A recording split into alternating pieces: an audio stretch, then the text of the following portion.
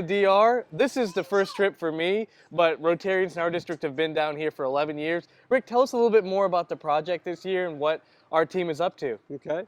Well, Nathan, this is we started this project in 2013, and so this is our 11th time in the DR. And this year we're going to be building 3 houses in the village of Los Cocos.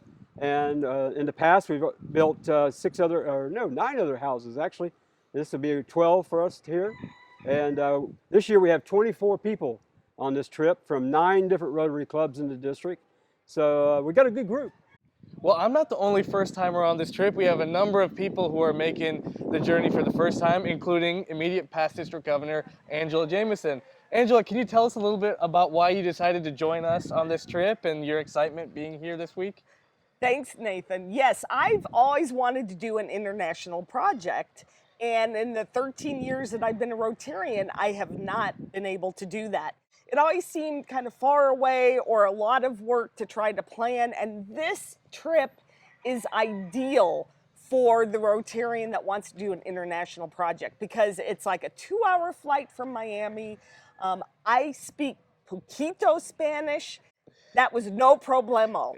And I think that's really, you worry about that. So it just was a wonderful opportunity to have that international experience close to home. So Martin, how'd you get involved with our DR project? And now, all these years later, as a leader, what does a week look like for someone who may come on this trip? I got involved in the second year of the project. When I was president, we were trying to do a global grant and didn't have another club to do it with in another country. So when I found out about the DR project, I hooked up with Rick Carnagua and came down for the first time the following year. And the first time that you build a latrine and you hand it over to 4 or 5 families who are going to use it, and they're just excited that they've got a latrine, it just gave me the chills, and I bought in at that point in time. And when we get here, the first night's just kind of a meet and greet. The second day is sort of a bonding with our club and the Rotarians from the DR. And then Monday, Tuesday, Wednesday, and Thursday are work days, and those are hard days. We get up but we do their job, and then afterwards we have some time to just bond with the Rotarians that are on the trip with us, as well as the Rotarians that are here in the local club. And then Friday is a day of a little bit more relaxing, where you get to maybe see some sights, do some shopping, see what it's like to be a Dominican in Santiago, and then we say goodbye to everybody on Saturday morning. So a busy week that goes by quickly, right? It does, it really does. I think the first day that we're never going to get the work done, but somehow we make it, and then next thing I know, I'm on a plane heading home, and I'm always happy. A quick trip, but Yeah. a good one. So Cody, what have you learned on all these trips that you've made down here to the DR? Yeah, so I started coming on this trip in 2013 when it got started, and really didn't know what to expect.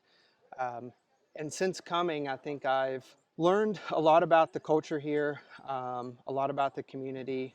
I remember the first couple of years, you really had to learn to be patient. There's a lot of unexpected things, schedules change, but we're running on time and the culture here of the community, and so you just have to be flexible. But what's really brought me back is just the family that we've made here.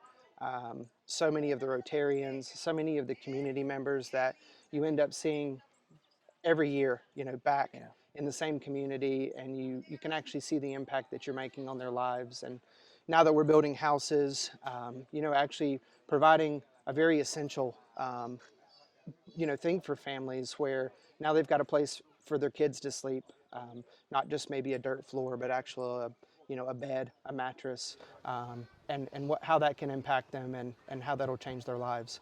So Nathan, in 25 years, I hope that people will be saying, first of all, I hope in 25 years there's still some of us here working.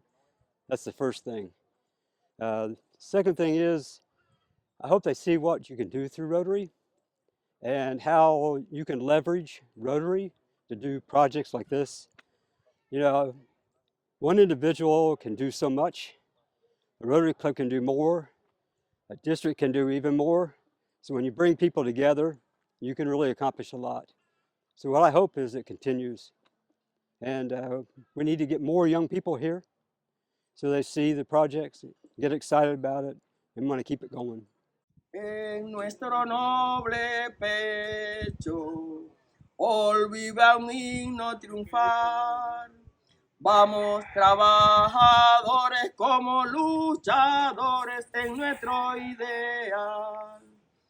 Ha de ser para nosotros un orgullo con Rotary trabajar.